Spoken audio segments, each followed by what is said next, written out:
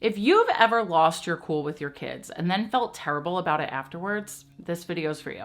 Today we're talking about how to actually stop being an angry parent. And no, I'm not just gonna tell you to take deep breaths or count to 10, although those things can help when used the right way. The cycle of getting triggered, yelling or snapping at our kids, and then feeling guilty about it afterwards is exhausting, and it's not helping anyone. So let's talk about some real practical strategies that actually work. In my last video, I talked about the reasons why you might be an angry parent. So if you haven't seen that video, pause this video, go watch that one first, and then come back to this one because it's important to know the underlying reasons before we talk strategies. Before we dive into the strategies, we need to understand what's actually happening in your brain and body when you get angry. Remember that alarm system we talked about in our last video? When we get triggered, our brain goes into survival mode, fight, flight, or freeze. This means the thinking part of your brain actually goes offline, which is why all of those logical strategies you've tried might not be working. Listen closely, because this is critical.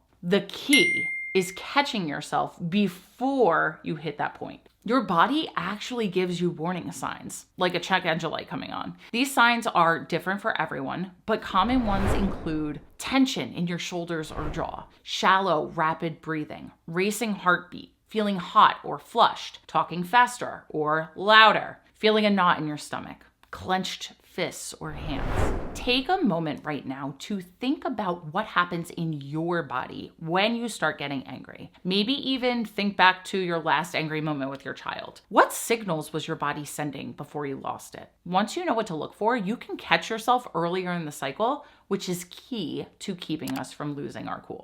Now let's talk prevention. I know what you're thinking. Jess, I have young kids. I can't prevent everything. And you're right.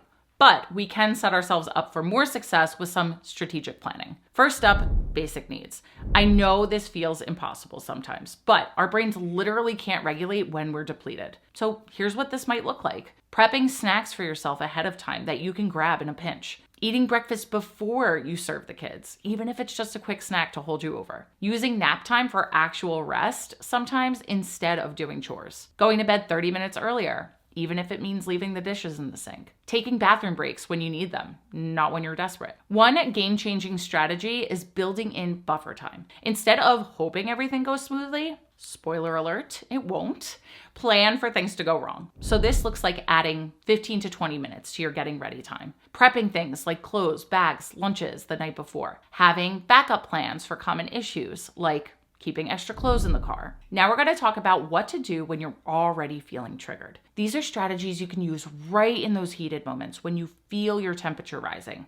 I want you to notice how this strategy builds on our first one of being aware of how we respond to anger, because once we understand the cues our body is sending us, we can notice that we're getting elevated and use our strategies, which we'll talk about now, to help us come back down. Pattern interrupts are your first line of defense. These are physical actions that break the cycle and help to shift to a calmer state. Not only do they cause a pattern interrupt, but they also activate something called our parasympathetic nervous system, which helps our body back to calm when experiencing dysregulation. Some quick and easy things you can do in these moments are step outside or stick your head out a window for fresh air, especially if it's cold. Run your hands and wrists under cold water. Do jumping jacks or shake out your body. I personally use this one a lot. I jump up and down and shake my arms out. Change physical locations, even if it's just moving to another room. Put on music and dance it out if you can find it in you to do it in that moment. Take a slow drink of ice water. Then we have some power phrases. And these aren't these cheesy mantras that make you roll your eyes. These are real, honest phrases that actually help your brain understand what's going on. It may sound silly, but science support that when you say these things out loud, even quietly to yourself, it can help the brain move to a regulated state. You can try saying things like, "This is not an emergency. This behavior is normal for their age. They're having a hard time, not giving me a hard time.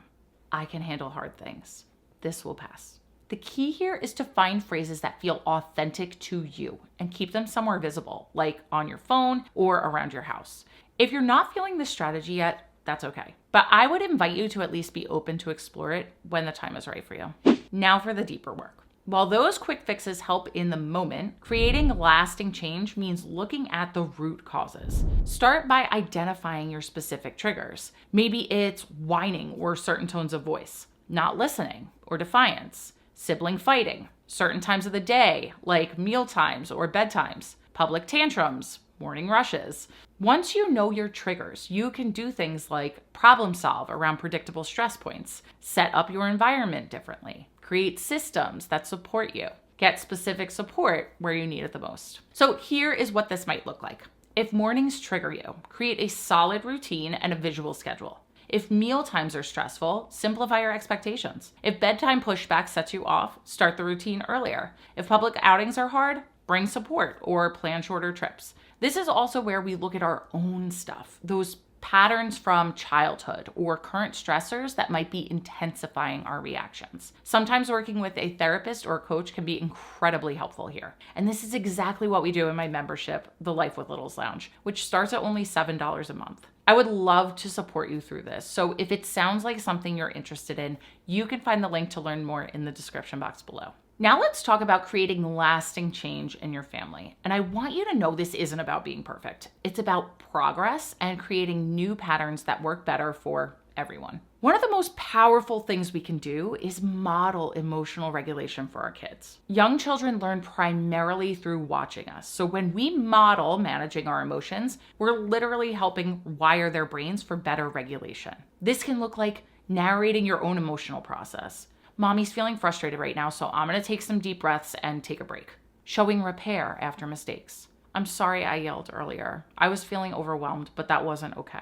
Next time, I'll try to use my calm down strategies. Celebrating progress, even tiny wins. I noticed I was getting angry, but I used my strategies. Something really important to note here is that young children co-regulate with us. This means they actually borrow our calm. So when we can stay regulated or return to regulation quickly, we're helping them to regulate too. And remember, we're not aiming for perfection here. In fact, those moments when we mess up, they're actually opportunities to model something incredibly valuable. How to take responsibility, make repairs, and try again.